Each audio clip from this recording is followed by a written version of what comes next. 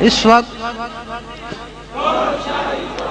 وقت جو بھی لوگ 11ویں شریف کراتے ہیں یا غوث المدد کے نعرے لگاتے ہیں وہ یہی سمجھتے ہیں ہم غوث پاک کے مرید ہیں، یہی سمجھتے ہیں. نہیں، ان کو بہت بھول ہے، بہت ہی بھول ہے. اس میں ذات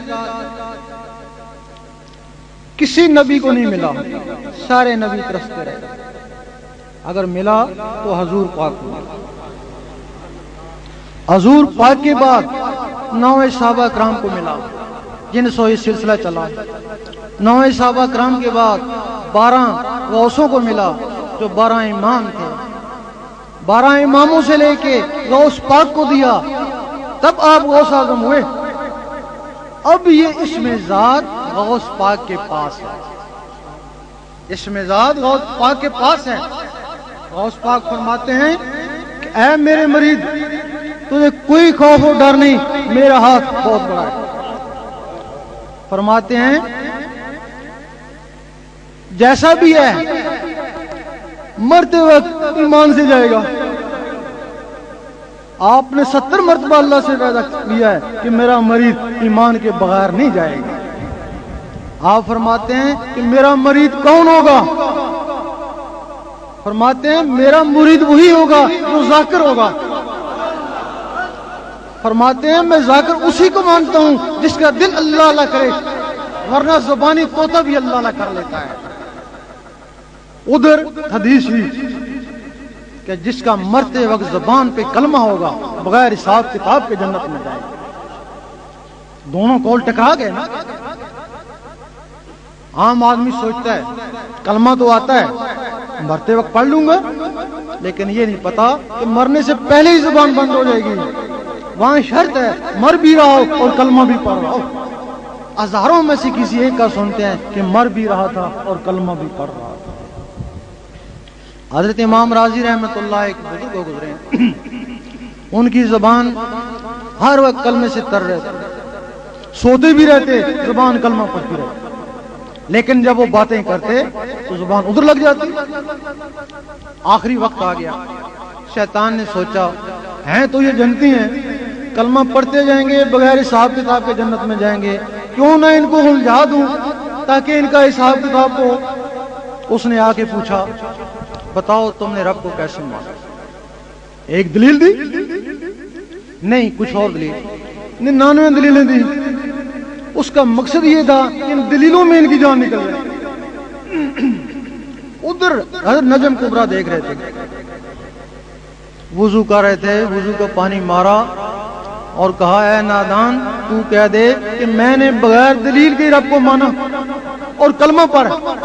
2-3 دفعہ تکرار کری، روح پرواز کر گئی. شیطان نے ان لوگوں کو بھی نہیں چھوڑا جن کی زبانیں کلمہ سے تر رہتی تھیں، اور عام آدمی کیا کہہ سکتا ہے کہ میں کلمہ پڑھ لوں گا.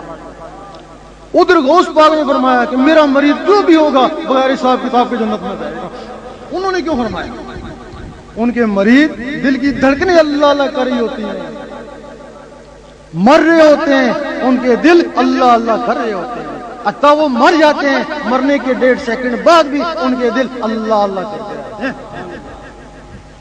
اب بغیر حساب کتاب کے جنت میں کیسے جائے گا؟ قبر میں چلا گیا.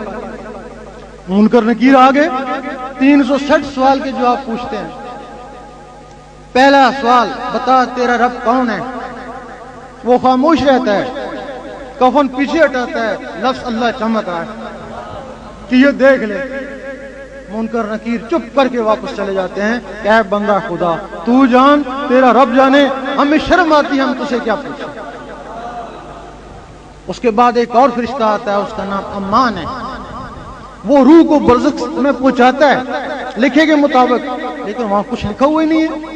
روح کو نکالتا ہے، اس میں اللہ سے چمک رہی ہے، رضوان کے پاس لے جاتا ہے، اس کو بہشت میں داخل کر. وہ کہتا ہے اس کا حساب کتاب لا. وہ کہتا ہے اس کی چمک دمک اس کا حساب کتاب ہے. اس طریقے سے وہ بغیر حساب کتاب کے جنت میں جائے گا.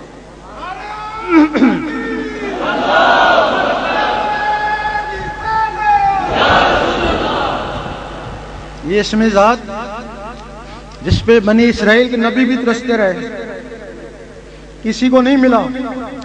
اگر کسی کو دیدار ہوا تو اس میں ذات سے ہوا۔ موسیٰ علیہ السلام یا رحمانوں کا ذکر کرتے ہیں، عیسیٰ علیہ السلام یا قدوسوں کا صفاتی اسماء، سلیمان علیہ السلام یا وہابوں کا، داؤد علیہ السلام یا ودودوں کا۔ باقی نبی اپنے اولو العزم رسول کا کلمہ پڑھتے۔ ایک دن موسیٰ علیہ السلام نے کہا اے اللہ دیدار دے، جواب آیا تاب نہیں ہے۔ سوچنے لگے کسی میں تاب ہوگی، جواب آیا ایک میرا حبیب اور اس کی امت۔ موسیٰ علیہ السلام کو جلال آ گیا کہ میں ایک نبی ہو کے ایک امتی کے برابر نہیں، جلوہ دیکھی جائے گی۔ جلوہ پڑا، موسیٰ علیہ السلام بے ہوش ہو گئے۔ کیا وجہ ہے کہ موسیٰ علیہ السلام اس دنیا میں کوتور میں بے ہوش ہوئے اور حضور پاک سامنے جا کے مسکرا رہے ہیں؟ کچھ تو وجہ ہوگی۔ موسیٰ علیہ السلام کے جسم میں یا رحمانوں کا صفاتی نور تھا، وہ ذات کی تاب نہ لا سکا۔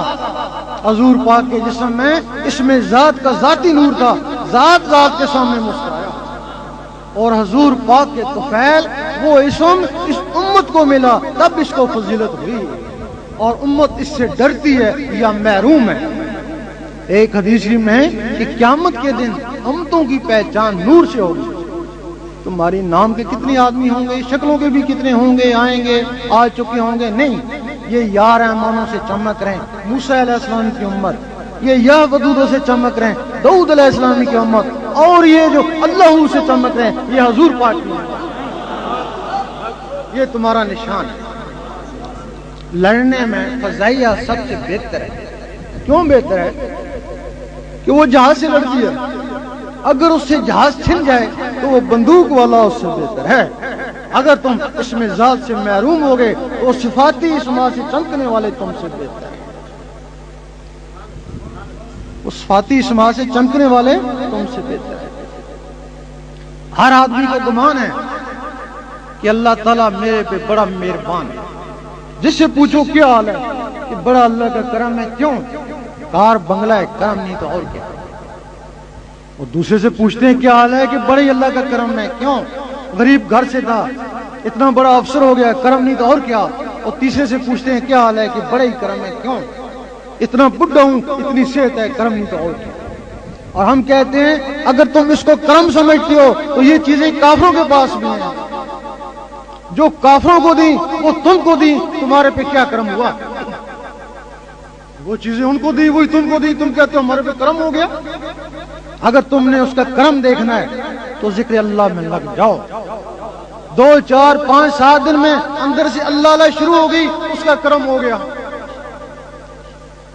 اگر کوشش کے باوجود اللہ اللہ نہیں جمتا، اس سے وحشت ہوتی ہے، الٹا اس کے مخالف ہو گئے تو تمہارے رب کا کوئی کرم نہیں۔ اگر کرم ہوتا تو تم کو اپنے نام لیواؤں میں لیتا، اپنے آپ کو پہچانی کسوٹی کہ میں کیا ہوں، میرا مرشد کیا ہے، اور رب مجھ پہ کتنا مہربان ہے، یہی کسوٹی۔ گجرانوالہ میں ایک انگریز نے سوال کیا کہ میں مسلمان تو ہو جاؤں، نماز بھی پڑھوں، سارے عیب بھی چھوڑ دوں، شرابیں بھی چھوڑ دوں، لیکن ایک بات میری سمجھ میں نہیں آتی کہ تمہارے علماء کہتے ہیں کہ پھر بھی پتہ نہیں تو دوست کی ہے یا بیشتی ہے، گارنٹی نہیں دیتے ہیں۔ کہنے لگا کہ جس مذہب کی گارنٹی نہیں، اس کا مطلب وہ مذہب کمزور ہے۔ صحیح کہا اس نے۔ ہم کہتے ہیں کہ مذہب اسلام گارنٹی ہے، اگر یہ طریقہ استعمال کرے تو 5 7 دن میں اس کو پتہ چل جاتا ہے کہ وہ کیا ہے۔ اگر اللہ اللہ شروع نہیں ہوتی ہے تو اس کی گارنٹی کو